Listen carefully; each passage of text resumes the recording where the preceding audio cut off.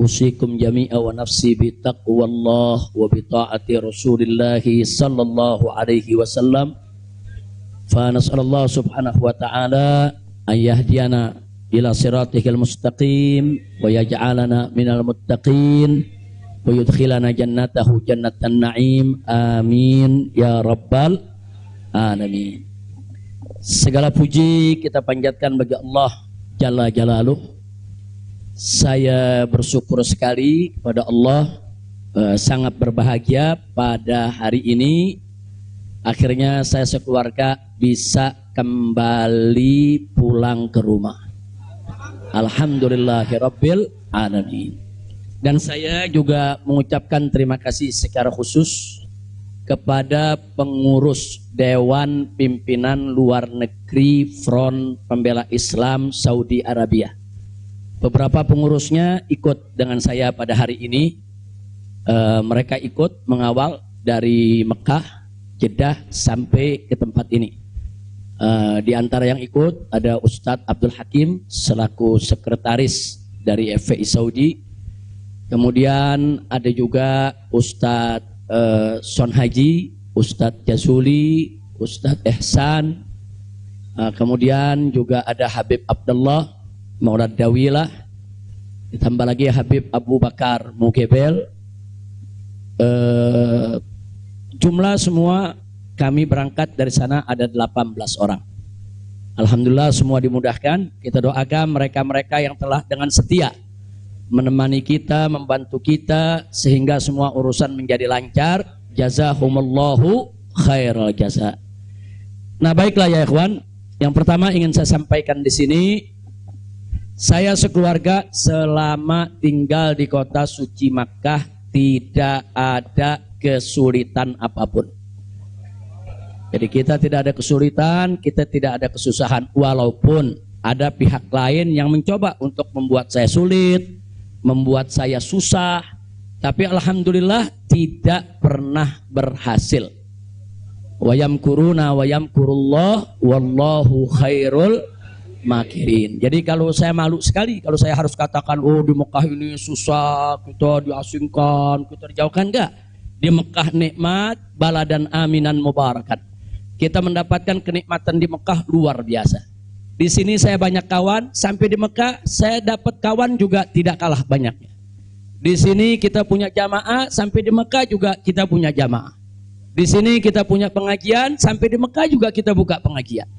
Di sini kita punya gerakan dakwah, ternyata di Mekah juga kita buka gerakan dakwah. Jadi artinya nggak ada yang kurang. Bahkan sekali lagi kita katakan di Mekah ini tentu punya kelebihan yang luar biasa. Untuk ibadah 100.000 kali lipat ganjarannya. Sebetulnya kalau ingat 100.000 kali lipat kayaknya nggak mau pulang ya. Habib, 100.000 kali lipat begitu sampai Tamburan satu lagi nilainya. Nah, di Petamburan nilainya 1, kalau di Mekah nilainya 100.000. Laulal wajibat dakwiyah, kalau tidak ada kewajiban dakwah di negeri ini, saya tidak akan tinggalkan Mekah. Kita cinta Mekah, Mekah luar biasa, satu negeri yang memang penuh keberkahan. Baladan aminan mubarakat. Jadi sekali lagi, selama kita di Mekah, alhamdulillah. Kalaupun ada sedikit tantangan-tantangan, sedikit kesulitan-kesulitan, tapi semua itu bisa atasi dengan mudah ya ikhwan. Nah baiklah, kemudian yang perlu saya sampaikan juga ya ikhwan, di tempat ini kenapa muncul aneka ragam isyaat, itu isu-isu, gosip, rumor dan lain sebagainya. Katanya saya mau ditangkap lah, mau dideportasi lah, kemudian juga overstay lah dan seterusnya. Jadi yang ingin saya sampaikan di sini, ya saya memang overstay pada awalnya. Jadi sebulan sebelum visa saya habis, saya waktu itu mendapat pencekalan, tidak boleh pulang. Nah, tapi pencekalan tersebut bukan karena melanggar aturan, bukan karena melanggar ketentuan keimigrasian, bukan. Jadi kalau ada mengatakan karena ada pelanggaran, ada pidana, bohong. Saudara, itu hoax, bahkan itu fitnah. Jadi saya dicekal li asbabin amniyah. Itu ditulis dalam surat cekalnya. li asbabin amniyah, karena alasan keamanan. Nah, biasanya kalau alasannya melanggar di situ ditulis mukhalafatun nizam atau at-takhalluf anin nizam. Nah, itu namanya melanggar aturan. Enggak ada. Di dokumen saya tidak ada kalimat at-takhalluf anin nizam atau mukhalafatun qanun. Enggak ada. Yang ada adalah li asbabin amniyah, untuk alasan keamanan. Nah, tentunya saya tidak diam. Saya terus melakukan lobby dengan pemerintah Saudi, dengan otoritas Saudi. Ini asbabun amniyah yang bagaimana maksudnya? Kemudian kenapa saya tidak bisa keluar dan seterusnya. Ini terjadi pembicaraan yang cukup panjang ya, ikhwan. Tapi memang mereka sendiri mengaku. Jadi saya ini di sana diperiksa oleh Badan Intelijen Saudi, saya diperiksa oleh Dewan Keamanan Saudi, saudara. Nah, belakangan, saudara, kenapa saya diperiksa? Mereka mendapatkan laporan sampah dari negeri ini ya. Jadi mereka bilang ini zubalah. Nahnu nahsul alal maklumat kadzibah. Kita mendapat informasi yang bohong. Bahkan mereka bilang zubalah. Zubalah itu sampah ya, kawan. Informasi sampah tentang Anda. Jadi katanya saya ini buronan, melarikan diri, ada persoalan hukum yang saya hadapi. Saya ini katanya red notice. Kemudian ada lagi yang mengatakan kalau saya ini saudara orang politik yang selalu bikin keributan di mana-mana, nanti bahaya untuk keamanan Saudi.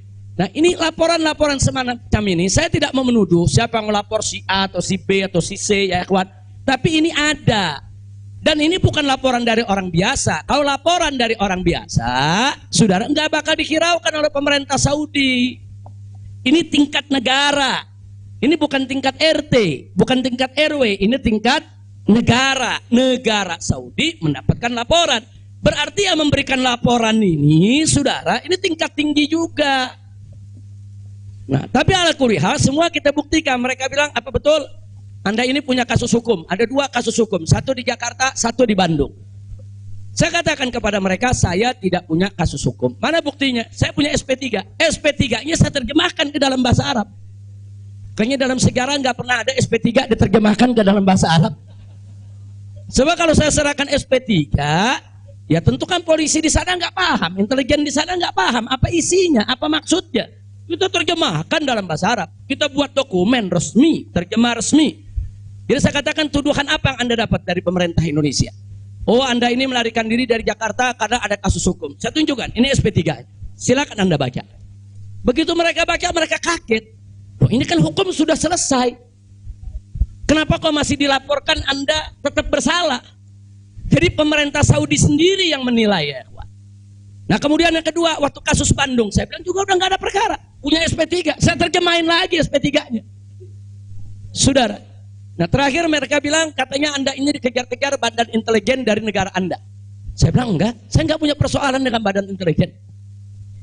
Oh, tapi ini ada laporannya. Anda bisa buktikan kalau Anda tidak punya permasalahan dengan badan intelijen Indonesia? Punya. Loh, apa buktinya? Saya punya dokumen. Perjanjian antara saya dengan Badan Intelijen Negara Indonesia, saya terjemahkan lagi dalam bahasa Arab. Resmi di situ, saudara. Dan dokumen ini kan belum saya buka ke masyarakat ya, ikhwan. Saya pikir nggak ada perlunya saya buka ya, ikhwan, kecuali kalau darurat saya tunjukkan. Mereka kaget loh. Anda punya perjanjian begini bagus dengan negara, Anda tidak punya masalah. Kok dilaporkan macam-macam? Nah, ini yang jadi persoalan ya, ikhwan. Ala kulli hal, singkat cerita, kalau saya cerita terlalu panjang, saudara, akhirnya pemerintah Saudi ini, otoritas yang berwenang di bidang ini, mereka justru akhirnya minta maaf. Mereka bilang, nahnu natawarrat, nahnu ghaltan, kami salah, kami sudah melewati batas wewenang yang kami punya, kami minta maaf karena memang ini kesalahan dari informasi yang kami terima. Nah, jadi supaya Anda tahu, akhirnya mereka tidak mengganggu kita sama sekali. Bahkan terakhir bukan lagi persoalan bayang safar, jangan kita deportasi. Saya ditawarkan, Habib, Anda mau pulang besok ke Indonesia atau Anda mau tinggal di sini selamanya? Silakan. Maka itu pada malam Ahad, Sabtu malam Ahad, sebelum saya pulang, saya ke Riyadh, saya diundang resmi ke Riyadh. Saya diundang resmi ke Riyadh, saya ketemu petinggi di sana ya kawan. Mereka tawarkan mau tinggal di sini, kita berikan iqamah, kita berikan izin tinggal, mau seumur hidup pun boleh. Silakan Anda memutuskan. Enggak, saya enggak punya persoalan sama pemerintah Saudi, ya kawan. Jadi bohong kalau ada yang bilang saya punya persoalan. Jadi makanya kalau pejabat tuh jangan sembarang bicara. Kalau mau bicara tuh mesti punya data dong. Masa pejabat bicara nggak pakai data? Kalau nggak pakai data, pedagang kopi di warung-warung, ya kan dagang kopi di warung nggak pakai data. Ada kopinya seduh, pakai gula, selesai kasih. Kira-kira jelas gak? Ini kalau pejabat tingkat negara harus punya data ya kawan, nggak sembarangan. Tapi baiklah, kita bagian akhir. Jadi begitu mereka sudah tahu itu semula saya mau dibikinkan bayan safar. Bayan safar itu exit permit, saudara. Nah, bayan safar itu ada dua. Ada izin keluar Saudi, saudara, karena orang melakukan pelanggaran. TKI yang melarikan diri dari majikan, atau umpamanya ada tenaga kerja yang melakukan pelanggaran pidana, mencuri, berkelahi, atau membunuh saudara. Nah, mereka ini kalau diusir dari Saudi itu namanya deportasi dengan bayan safar. Tapi ada juga jenis bayan safar lain. Nah, seperti apa? Seperti orang yang mendapat suaka politik, itu kan perlindungan. Atau seperti orang yang dicekal politik, seperti yang saya alami, itu bukan pidana. Atau seperti mereka yang kehilangan warga negara, seperti orang-orang Rohingya yang tinggal di Mekah, itu mereka nggak punya warga negara, saudara. Tapi kalau suatu ketika mereka mau pulang ke negerinya, diberikan bayan safar kalau mereka mau pulang. Nah, kalau mereka nggak mau pulang, mereka dijamin silakan tinggal di Saudi Arabia. Nah, jadi ini namanya bayan safar. Tapi ternyata terakhir karena mereka menyadari saya tidak bersalah, ini yang menarik ya. Mereka sendiri yang mengatakan, ya Syekh, Anda tidak layak untuk dapat bayan safar. Karena kalau Anda dapat bayan safar, nanti catatan overstay-nya itu nggak hilang. Nah, jadi dalam dokumen keimigrasian kan ada overstay, itu nggak hilang. Nah, walaupun Anda tidak dicegah, tapi catatan itu kan jadi buruk. Anda nggak pantas untuk mendapat catatan buruk karena Anda tidak bersalah. Jadi saya tanya, lalu apa mau diberikan? Jadi dibatalkan itu bayan safar. Lalu apa mau diberikan? Kami perpanjang visa Anda. Jadi selama 2 tahun lebih, 3 tahun setengah itu ya kawan, seolah-olah saya punya visa umurnya 3 tahun setengah. Tidak ada overstay ya kawan. Nah, cuman pada saat mereka tanya, mau diperpanjangnya sampai kapan ya Syekh? Dia tanya, saya mau sebulan, mau 2 bulan lagi. Saya katakan enggak, saya mau pulang tanggal 9 insya Allah. Jadi cukup bayan safar, bukan bayan safar, tamdidnya cukup sampai tanggal 11 ya kawan. Nah, cukup tanggal 11, tanggal 9 insya Allah saya pulang. Nah, jadi ini yang perlu saya sampaikan sekaligus klarifikasi, bohong.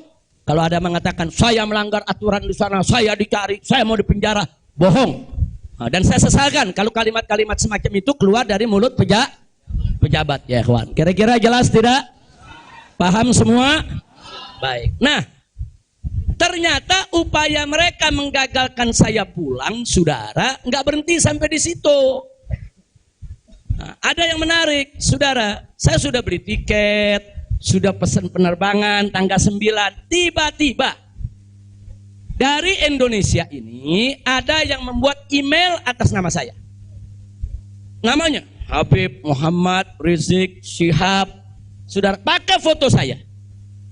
Email ini dikirim ke travel tempat saya memesan tiket.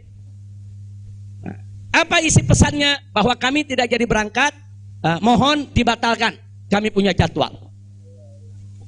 Jadi ada upaya begitu. Ini bukan. Jadi ada yang bilang, ini kan cuma pura-pura jadi korban. Ini pura-pura playing victim. Enggak, memang benar mau dibatalkan ya, kawan. Tapi ala kulihal travelnya telepon langsung ke kita, apa betul Anda ingin membatalkan? Kita bilang enggak, ini ada email dari nama Anda. Saya katakan itu email palsu. Nah, ala kulihal tidak dibatalkan. Tapi enggak puas sampai di situ, ya kawan. Malam Ahad kemarin, malam Ahad yang lalu, pada saat saya ke Riyadh, ada gerakan lagi. Mereka membuat email atas nama travel tempat saya beli tiket. Nah, travel ini kan ngambil tiketnya ke bagian marketing Saudi ya, Pak. Ternyata kursi Saudi itu sudah diborong oleh marketing di Turki, di Istanbul. Jadi dibuatlah email atas nama travel, dikirim ke Istanbul. Minta supaya jadwal saya, istri dan 2 putri saya dibatalkan. Dan dibatalkan. Nah, jadi malam-malam Ahad itu sudah batal. Saya punya jadwal ya, kawan. Tapi saya katakan kepada teman-teman pengurus FPI di Mekah, jangan diumumkan. Diam, kalau diumumkan ini nanti, kalau ini diumumkan ya kawan, padahal kita kan masih punya peluang untuk melawan itu. Kita masih punya peluang. Untuk memperbaharui, kita masih punya peluang untuk beli tiket lain. Maka itu kita diam, tidak kita umumkan. Kalau yang pertama kita umumkan, pembatalan yang pertama itu kita umumkan. Yang kedua tidak kita umumkan. Nah, tujuan saya kedua untuk tidak diumumkan apa? Supaya musuh-musuh, penjahat-penjahat, bajingan-bajingan yang membuat itu sudah merasa menang ya kawan. Dia mereka merasa menang, ketawa-ketawa. Udah batal lo. Besok kalau lo ke airport, begitu masuk ke counter, nama sudah tidak ada. Biarin aja dia senang ya kawan. Gak apa-apa, biar dia senang. Jadi sengaja kita biarkan. Nah, kemudian kita hubungi travel yang ada, kita minta untuk ganti kode booking. Nah, ada tambahan biaya, kita tambah biayanya. Tetap kita minta tanggal itu untuk kita dapat kursi. Dan kita dapat. Kita diam ya kawan. Kita nggak umumkan kalau kita punya tiket baru. Nah, ini kita tidak umumkan. Lancar semua. Tapi ternyata jebol juga informasi ke mereka kalau saya punya tiket baru ya kawan. Lalu apa yang terjadi? Pesawat berangkat jam 7. Dari jam 11 siang saya sudah kirim orang untuk check-in. Jam 2 kita sudah full semua, kita sudah dapat check-in. Barang sudah masuk. Tiba-tiba jam 4 sore di airport dapat panggilan, saya punya putri yang satu tiketnya batal. Ini permainan gila-gilaan ini ya kawan. Nah, kita tanya, kita konfirmasi ini bagaimana bisa batal ini? Ya alasannya katanya ada ATM palsu lah, ada orang mengaku bahwa ATM-nya dipakai lah, duitnya dicuri lah, dan lain sebagainya. Tapi tujuan dia, kalau saya punya putri itu batal, saya nggak bisa berangkat. Kenapa? Karena saya kafilnya. Nah, peraturan di Saudi nggak boleh kafil keluar. Saya ini kafilnya kalau anaknya tidak keluar. Kalau anak istri keluar, saya tidak keluar masih boleh. Tapi kalau saya keluar, sementara anak istri tidak keluar, nggak boleh. Itu peraturan di Saudi. Jadi sekarang dia batalkan satu supaya saya nggak ikut berangkat ya kawan. Nah, jadi ini terjadi. Nah, jam 4 sore itu kita berkutat. Tapi alhamdulillah, saudara, otoritas Saudi bantu kita. Mereka juga terkaget-kaget. Oh, ini ada apa ini? Kok pembatalan bisa begini? Mereka nggak pernah alami ini semua ya kawan. Nah, akhirnya jam 5 sore semua bisa teratasi. Jam 6 sore kita sudah masuk ke ruang tunggu dan jam 7 kita sudah bisa berangkat. Alhamdulillah. Nah, di sini yang saya ingin sampaikan ya kawan. Kalau Allah sudah menentukan kita pulang, mau kekuatan apapun yang mencoba untuk menghalangi tidak akan pernah mampu untuk melawan kehendak Allah. Alhamdulillah. Dan Nabi sudah mengingatkan kita saudara. Sudah mengingatkan kita dari jauh-jauh hari, hatta manusia dan jin ini bersatu untuk memberikan manfaat kepada engkau, tidak akan pernah bisa kecuali manfaat yang sudah ditetapkan oleh Allah. Begitu juga saudara, manusia dan jin rame-rame bersatu untuk mencelakakanmu. Saudara, tidak akan pernah kamu bisa celaka kecuali sesuatu yang sudah ditetapkan oleh Allah. Maka itu saya mengajak semua di sini belajar dari ini semua. Saudara, dekatkan diri kepada Allah, tingkatkan tawakal kita, jangan takut dengan orang-orang yang ingin berbuat jahat kepada kita semua. Enggak usah khawatir. Wa yamkuruna wa yamkurullah wallahu khairul. Makin tancapkan dalam diri kita la haula wala quwwata illa billahil aliyil azim. Tancapkan itu ya kawan. Jangan pernah takut.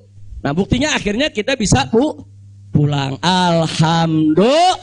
Hada min fadli rabbi liyabluwani ashkur am akfur ya kawan. Dan memang kemarin itu pada saat saya ke imigrasi Saudi, mereka juga bingung. Karena ini bukan urusan imigrasi, tapi ini otoritas keamanan nasional Saudi. Mereka bilang nggak pernah ada orang pakai bisa ziarah orang asing, bisa hidup 3,5 tahun di Saudi tanpa denda, tanpa blacklist. Nah, ini semua karunia dari Allah. Jadi tidak benar kalau kita di sana kesulitan, kesusahan, enggak. Kita di sana senang, kita di sana bahagia. Bahkan sedih sekali kita tinggalkan Mekah kalau tidak ada kewajiban dakwah di sini. Sekali lagi saya katakan, saya tidak ingin meninggalkan Mekah. Di Mekah semua Allah ganti, lebih indah yang Allah ganti ya kawan. Saya di sana rezeki mengalir terus, makan, minum semua serba berkecukupan, dikit Allah tidak kurangi. Bahkan apa yang kita dapatkan di sana jauh lebih nikmat, lebih berkah ketimbang sebelum saya ke kota suci Makkah. Jadi sekali lagi, alhamdulillah kalau kita berjuang di jalan Allah, percayalah Allah tidak akan pernah meninggalkan kita. Enggak, Allah enggak bakal tinggalin kita ya kawan. Dimanapun kita berada, Allah enggak bakal tinggalkan kita. Kalau kita berjuang untuk Allah, intan surullah yang surkum. Jika kamu ya ayyuhalladzina amanu, hai orang-orang yang beriman, intan surullah, jika kamu memenangkan Allah, membela Allah, berjuang untuk Allah, yang surkum, niscaya pasti Allah akan memenangkan kamu sekalian. Jadi jangan takut. Allah dengan caranya Allah punya kemauan ya kawan. Allah akan selamatkan kita, Allah akan lindungi kita, Allah akan beri keberkahan kepada kita. Dan selama di Mekah, alhamdulillah, saya juga sudah menyelesaikan yaitu disertasi doktor saya sebanyak 1000 halaman ya kawan, dalam bahasa Arab. Alhamdulillah semua berkah. Dan saya punya putri juga yang tinggal di Mekah, akhirnya punya kesempatan menghafal Al-Quran.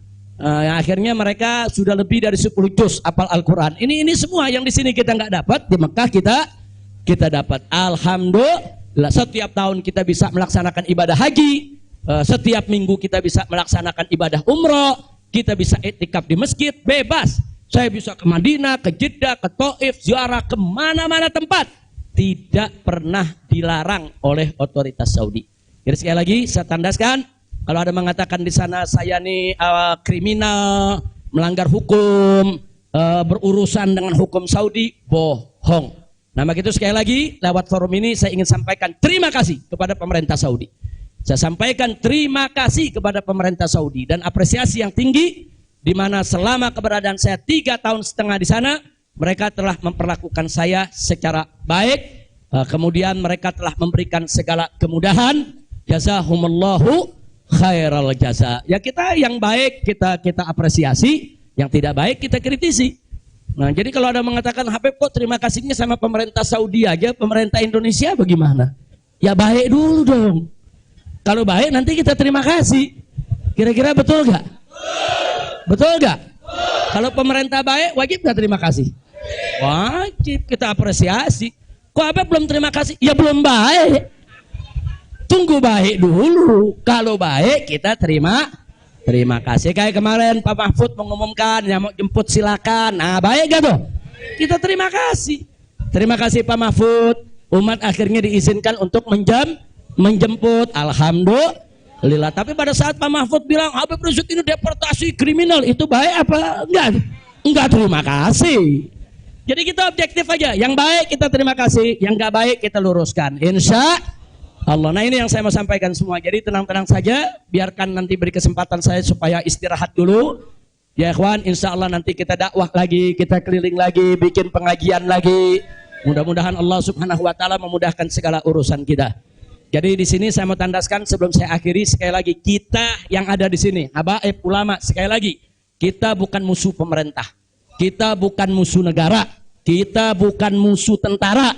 Kita bukan musuh polisi, kita musuh kezaliman, kita musuh kecurangan, kita musuh kemunafikan, kita musuh segala kejahatan. Betul? Betul? Nggak ada kompromi saudara. Melawan kezaliman, kemunafikan, kejahatan, tidak ada kompromi. Kalau ada mengatakan Habib Rizik, bisakah ke depan ini kita melakukan rekonsiliasi? Saya katakan sekali lagi, rekonsiliasi hanya bisa berdiri atas dasar niat dan tekad yang baik ya kawan. Tapi kalau rekonsiliasi berdiri atas dasar kecurangan, kezaliman, kejahatan, saudara, tidak mungkin. Tidak ada rekonsiliasi saudara. Tidak ada rekonsiliasi saudara kalau kezaliman dibiarkan. Kira-kira jelas tidak? Takbir. Nah, jadi selama pemerintah baik, kita akan apresiasi, kita akan terima kasih. Tapi kalau mereka membuat aturan-aturan yang merugikan rakyat, yang merusak agama, saudara, yang menghancurkan akhlak, wajib untuk kita lawan. Tidak boleh kita diam ya, kuat. Takbir, takbir. Siap revolusi akhlak? Sallu ala Nabi. Itu yang saya mau sampaikan. Jadi sekali lagi, jadi jangan nanti dipelintir-pelintir. Kita ini musuh negara lah, musuh pemerintah lah, musuh menteri. Enggak ada. Loh, kita enggak bersaing untuk nyari jabatan kok ya, ikhwan. Enggak, kita enggak nyari jabatan. Kita bukan orang partai, kita bukan pejabat, kita bukan anggota DPR. Enggak, kita hanya menginginkan negara ini baik. Nah, ayo kita hijrah minad dzulumati ilan nur. Kita hijrah minal maksiyah ilat ta'ah. Kita hijrah minal khabith ila thayyib. Kita hijrah dong minas sayyiat ilal hasanat. Kita hijrah ya ikhwan. Nah, yang ada di sini pun juga wajib melakukan revolusi akhlak. Bagaimana revolusi akhlak? Kalau akhlak kita kemarin kurang baik, ayo kita perbaiki ke depan. Kalau akhlak kita kemarin alhamdulillah sudah baik, ayo kita tingkatkan lagi agar akhlak kita lebih baik. Insya Allah. Ini dengar kata revolusi, wah bakalan kabut lagi ya ikhwan. Revolusi itu perubahan drastis. Revolusi itu maknanya perubahan drastis dan mendasar. Nah, jadi kalau perubahan drastis itu kemarin masih tukang bohong, hari ini langsung drastis, dia nggak mau bohong lagi. Nah itu namanya revolusi. Tapi kalau kemarin tukang bohong, sekarang yang ngebohongnya dikurangin dikit-dikit, itu bukan revolusi. Nah, kalau ngebohongnya dikurangin dikit-dikit bukan revolusi. Itu langsung. Kemarin gak sholat, saudara, mulai hari ini sholat dan seterusnya. Itu namanya revolusi. Nah kemarin suka ngebohong, nah, tahu-tahu sekarang tidak mau ngebohong lagi. Itu revolusi. Kira-kira jelas gak? Jadi revolusi itu perubahan drastis dan mendasar. Jadi jangan pikir revolusi itu pakai senjata, bunuh-bunuhan, potong-potongan. Siapa yang bilang begitu ya ikhwan? Nah, lalu kenapa dipilih kata revolusi akhlak? Kenapa bukan revolusi moral, revolusi budi pekerti, revolusi mental? Saudara, karena kata akhlak itulah yang dipakai oleh Nabi kita Muhammad Sallallahu Alaihi Wasallam. Nggak ada kata yang lebih baik kita pilih kecuali kata yang digunakan oleh Nabi Muhammad Sallallahu Alaihi Wasallam. Kalau kita mau tahu siapa itu bapak revolusi akhlak di dunia, ya Nabi kita. Nabi kita itu pejuang revolusi akhlak. Nabi kita itu pahlawan revolusi akhlak. Nabi kita itu saudara yang meletakkan dasar-dasar revolusi akhlak. Sebagaimana Nabi sabdakan dalam hadisnya, innama bu'itsu liutammima makarimal akhlak. Nah, jadi karena Nabi yang menggunakan kata akhlak, ya kita lebih suka pakai istilah akhlak. Kenapa nggak pakai mental? Karena kata mental dipakai sama Karl Marx. Ya, Karl Marx yang pakai, gembongnya komunis, makanya saya nggak mau pakai ya kawan. Kecuali kalau Nabi pakai kata mental, saya pakai mental. Kalau Nabi pakai kata budi pekerti, saya pakai budi pekerti. Nabi pakai kata apa? Akhlak. Berarti kita perlu pakai kata apa? Siapa suri tauladan kita? Siapa contoh kita? Shallu ala nabi. Allahumma shalli wa sallim alaihi. Kira-kira jelas gak? Paham semua? Alhamdulillah. Saya pikir itu yang bisa saya sampaikan. Terima kasih banyak. Jangan semua diborong di sini. Nah, kan kita masih mau ceramah di mana-mana. Insya Bandung udah main pesen aja, Beb, di Bandung, Beb. Nah, insya Allah nanti kita ke Bandung, kita ke Madura, kita ke Lombok, kita ke Aceh, kita ke Pontianak. Kita akan keliling semua untuk terus melanjutkan dakwah. Ustadz Maher, Medan, sallu ala nabi. Alhamdulillah ada Ustadz Maher di belakang. Ustadz Maher mestinya duduk di depan, Ustadz. Ta'al. Lampung, insya Allah. Palembang, insya Allah. Nah, ini Habib Hamid bilang jangan jauh-jauh dulu, Pondok Rangon, Jakarta. Al-Jiran Ahad katanya. Khair, insya Allah kita lihat, mudah-mudahan saya sehat walafiat. Dan tadi saya minta maaf, ada sempat kecapean kita. Akhirnya saya turun, saya nggak bisa lagi berdiri. Sempat tidur 10 menit itu di bawah, nggak kuat karena dehidrasi. Itu terlalu haus, terlalu capek ya kawan. Tapi alhamdulillah setelah 10-15 menit kita bisa berdiri lagi. Alhamdulillah. Nah itu saja yang bisa saya sampaikan. Jazakumullah khairal jaza. Hanif bawain ke sini. Maulana siwatnya. Bacanya pakai kata-kata Rabbi. Tapi jangan diulang-ulang. Langsung aja baca 4 ya. Allah Allah Allah Allah malana maulan siwa Allah الله الله ما لنا مولى سوى الله كلما ناديت يا رب قال يا عبدي أنا الله كلما ناديت يا رب قال يا عبدي أنا الله الله الله الله الله ما لنا مولى سوى الله الله الله الله الله ما لنا مولى سوى الله كلما ناديت ياه قال يا عبدي أنا الله كلما ناديت ياه قال يا عبدي أنا فلهذا السر أدعو في يساري وعساري أنا عبد صار فاخري ضمن فقري واضطراري يا إلهي ومليكي أنت تعلم كيف حالي وبما قد حل قلبي من هموم واشتغالي الله الله الله الله ما لنا مولى سوى الله الله الله الله الله ما لنا مولى سوى الله كلما ناديت ياه قال يا عبدي أنا الله كلما ناديت ياه قال يا عبدي أنا الله فتداركني بلطف منك يا مولى الموالي يا كريم الوجه غثني قبل أن يفنى اصطباري يا سريع الغوث غوثا منك يدركني سريعا يهزم العسر وياتي بالذي أرجو جميعا الله الله الله الله ما لنا مولى سوى الله الله الله الله الله ما لنا مولى سوى